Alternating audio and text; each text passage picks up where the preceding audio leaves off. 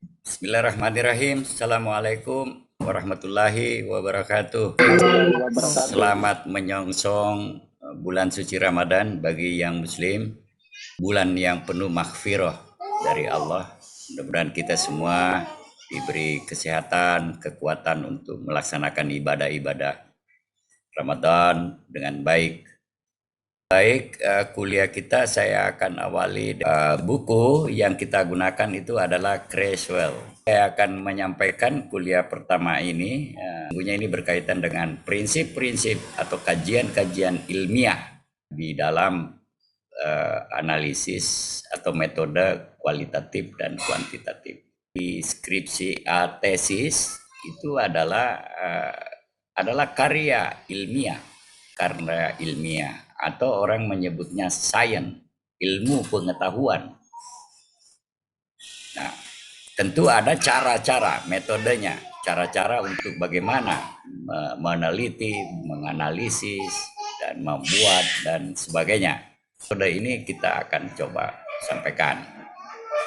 Jadi metode yang paling penting adalah metode science. Ada nama pengertian metode science. Kemudian yang kedua, subtopiknya adalah hasrat keingintahuan manusia. Kemudian yang ketiga adalah pengetahuan. Kemudian ilmu atau science. Dan yang berikutnya lagi, bagaimana antara pengetahuan versus ilmu. Kemudian ilmu pengetahuan atau pengetahuan ilmiah. Dan yang terakhir adalah logika. Kita akan jelaskan satu-satu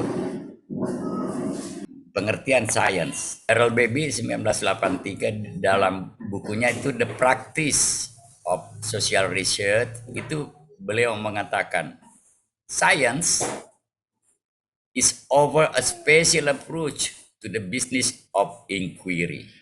Ini approach itu pendekatan, business of inquiry itu adalah hasrat ingin tahu manusia di bidang bisnis. Sedangkan sainsnya adalah ilmu pengetahuan tadi. Di bahasa Indonesia kan sains atau ilmu pengetahuan merupakan suatu pendekatan khusus untuk hasrat keingintahuan dalam bidang bisnis.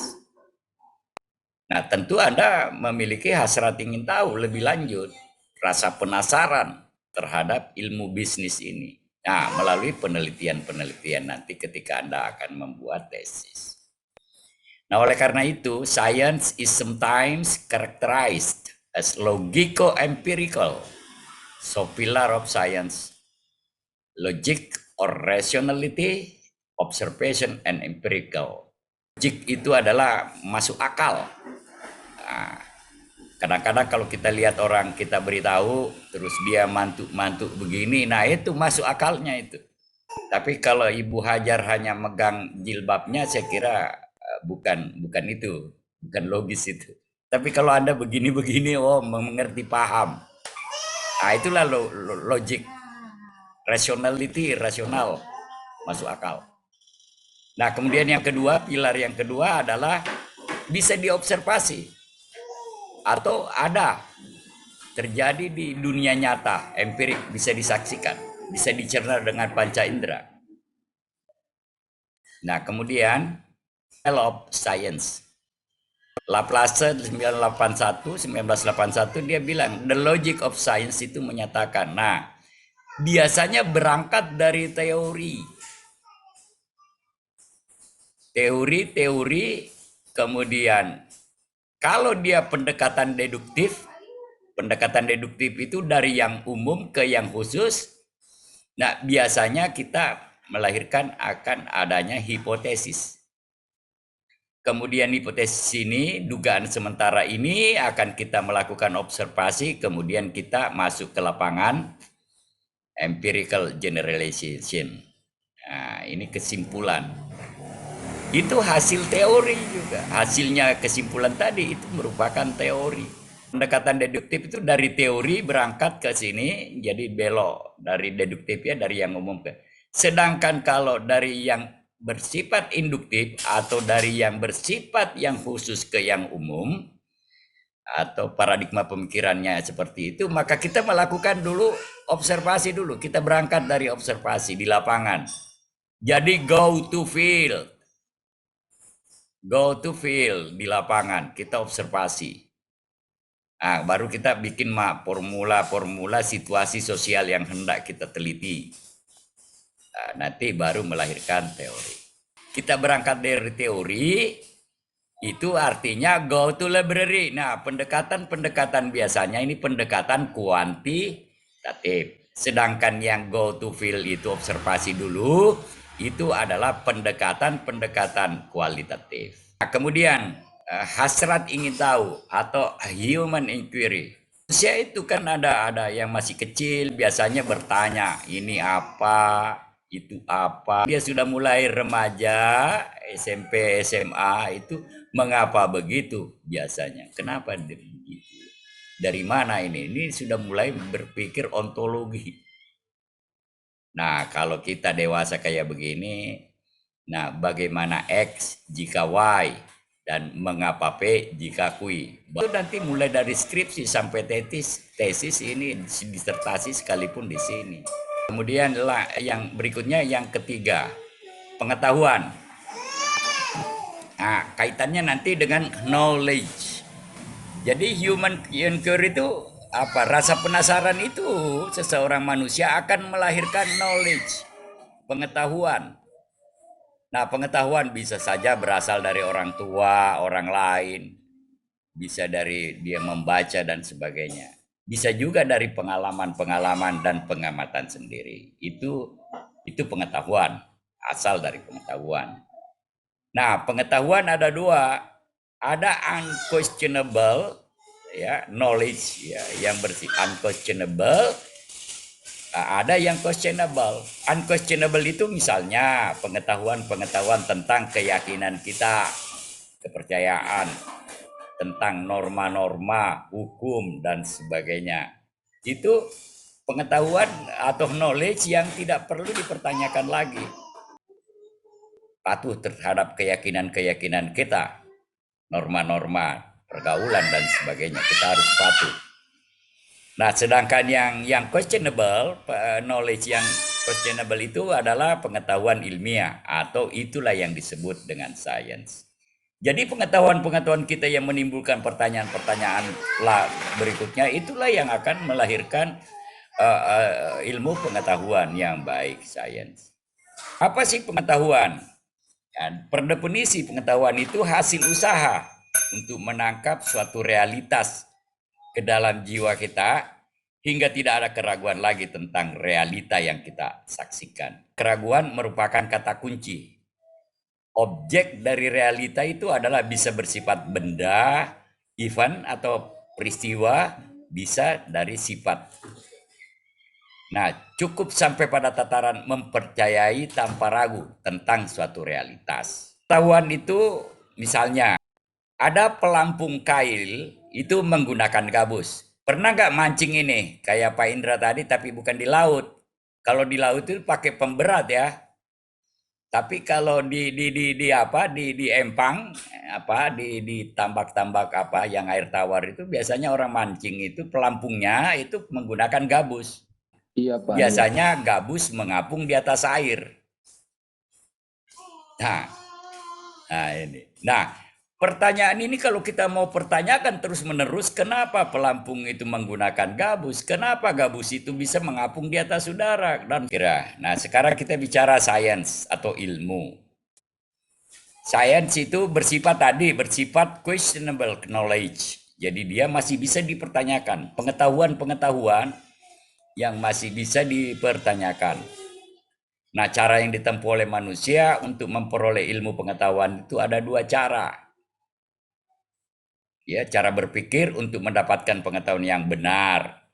Yang pertama tadi metode deduktif atau deduksi dan metode induksi. Metode deduksi itu dari pernyataan-pernyataan yang bersifat umum menuju kesimpulan yang spesifik dari umum ke yang khusus. Sedangkan metode induksi, cara berpikir metode induksi itu adalah menarik kesimpulan umum dari kasus-kasus yang spesifik, dari khusus ke yang umum. Ilmu atau science tadi itu menghendaki penjelasan lebih lanjut tentang suatu pengetahuan. Contoh tadi ilmu atau science tadi. Sebagai indikator untuk mengetahui ikan telah memakan umpan yang dipasang di kail, diperlukan pelampung yang mengapung di air. Untuk keperluan tersebut, diperlukan bahan yang mengapung di atas air. Bahan akan dapat mengapung di atas air jika mempunyai berat jenis lebih kecil dari berat jenisnya air. Dan salah satu bahan yang berat jenisnya lebih kecil dari air adalah gabus. Ya, pengetahuan yang questionable knowledge. Kemudian masuk ke yang topik yang kelima itu. Nah, ini bagaimana pengetahuan versus ilmu. Pengetahuan atau knowledge itu, dan kemudian di kolom berikutnya adalah science. Kalau pengetahuan itu atau knowledge itu isolated, tidak bisa terbungkus, dia nggak bisa dipertanyakan lagi itu. Jadi hanya sampai kepada kepercayaan akan suatu realita. Kalau science atau ilmu pengetahuan itu tidak isolated. Dia masih questionable terus. Dia dipertanyakan. Jadi menghendaki penjelasan lebih lanjut atas suatu realita. Sekelompok pengetahuan dirangkai dengan penambahan pernyataan-pernyataan lain sehingga terbentuk satu informasi tentang hubungan antar pengetahuan. Rasio-rasio keuangannya sehingga terbentuklah informasi berkaitan dengan misalnya non-performing loan-nya berapa, kredit macetnya berapa, kualitas kredit berapa. Nah, itu semua. Itulah science. Jadi Anda menggunakan laporan keuangan itu dan sebagainya, itu semua adalah ilmu science. Kalau tidak, maka Anda akan diborgol.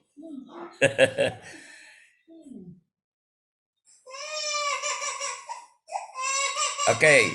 Nah, yang keenam ini ilmu pengetahuan atau pengetahuan ilmiah. Informasi walaupun luas, baru, itu berguna tapi isolated, bukan informasi ilmiah. Nah, ilmu ada tiga, ilmu a posteriori, ada ilmu a priori, dan ada ilmu a priori.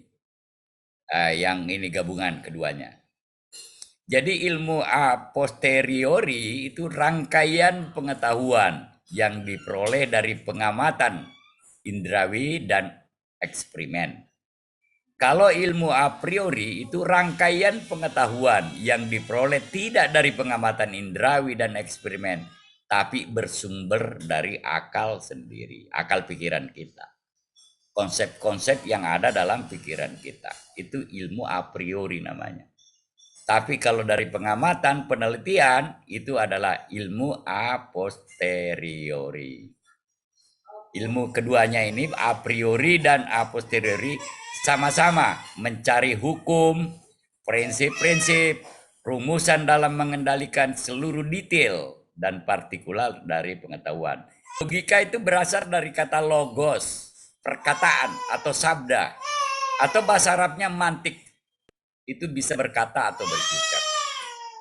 Seorang filsuf Fuller itu mengatakan bahwa kajian tentang dasar-dasar dan metode-metode berpikir secara benar. Hukum yang memelihara hati nurani dari kesalahan dalam berpikir. Ilmu untuk menggerakkan pikiran kepada jalan yang lurus dalam memperoleh kebenaran. Itu juga logika. Ada juga yang menyebutnya ilmu yang mempelajari metode-metode dan hukum-hukum yang digunakan untuk membedakan penalaran-penalaran yang benar dan yang salah. Nah, logika itu adalah alat juga mencari kebenaran. Jadi benar atau kebenaran merupakan hukum, asas, pedoman logika akan membimbing akal menempuh jalan yang paling efisien untuk menjaga agar dapat berpikir secara benar. Berpikir dianggap benar jika ada kesesuaian antara pikiran dan kenyataan. Tidak ada pertentangan dalam proposisi yang diajukan. Ini biasanya pernyataan tentang hubungan antara suatu konsep atau variabel dengan konsep atau variabel lainnya. Proposisi itu ada 3. Ada namanya proposisi yang bersifat asimetris kausalitas, ada bersifat simetris kovariasional, dan ada simetris kausal. Misalnya, A atau X itu tanda panah mempengaruhi B. Nah, itu kalau itu seperti itu asimetris namanya. Tapi kausalitas A menyebabkan B. Atau X menyebabkan Y.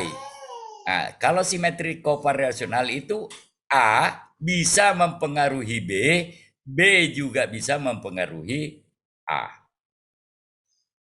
Nah, yang ketiga itu simetri kausal itu jika A menaik atau X-nya naik, maka Y-nya turun. Ini namanya hubungannya positif.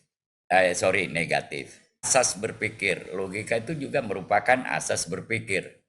Ada asas identitas.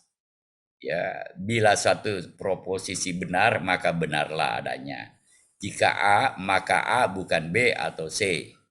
Nah, ada juga asas berpikir yang kontradiksi. Tidak ada proposisi yang sekaligus benar dan salah. Nah, berikutnya asas penolakan kemungkinan ketiga. Suatu proposisi selalu dalam keadaan benar atau salah, tidak ada alternatif lain.